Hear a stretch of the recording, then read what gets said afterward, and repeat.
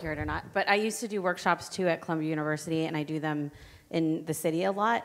And I have a theory that because younger kids grew up with technology, they take it for granted, and they don't understand how it can be used strategically.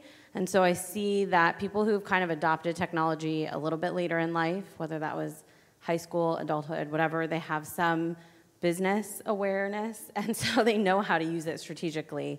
And I think when I used to do workshops for kids, or for college students, they had no idea the value of it. And so I would say, how many of you have a Twitter account? And a lot of them would raise their hand.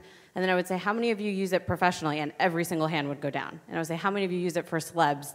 Every hand goes up. So they're using it socially, but I think, we often say like, oh, just hire an intern from a college, they'll know what to do with my Twitter account.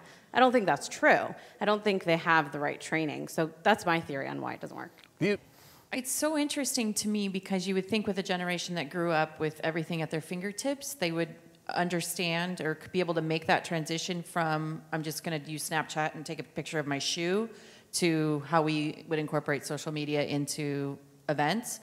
It's very difficult for them. They don't understand social media from a branding perspective, or at least for them to be thinking about it maybe in that formal of a way. Maybe they've just been so bombarded all of the time with everything, it's very hard for them to decipher. So I spend a lot of time with my students talking about how we use social media in events, like things we've been talking about here, but also how they can use social media to build their own personal brands. And that's a very steep jump for them. They have a lot of trouble. The other thing I would say is it's hard for them to relate to it until they see it and feel it and touch it. So the importance of internships and allowing the students to mentor and job shadow is really important, because once they are at an event and they can see it really happening live, it's a little bit easier for them. But if I just give them a task of, okay, Samsung's going to have a reveal, how are we going to create that using social media? It's a little bit more of a challenge for them just because they don't understand sort of their place in the world when it comes to that.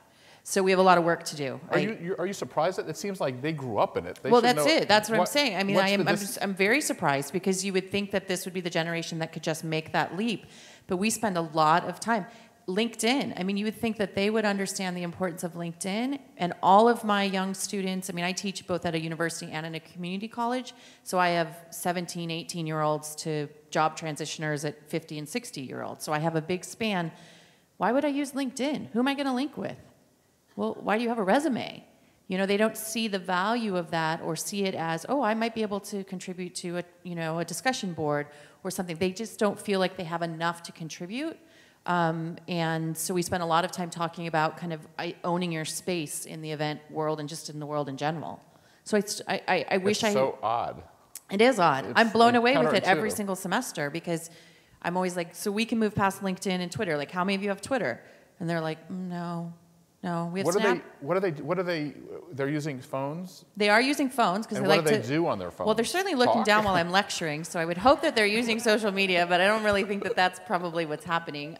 Some of them will use Twitter, and those that I do follow, my own students that I do follow, we oftentimes have to have a conversation about the fact of what they are putting out into the world and how that never goes away. What kind of students are they? Is there a sort of an income thing going on here? Is there what is it? Well, I mean, I teach at a community college, so it could partially be an income thing.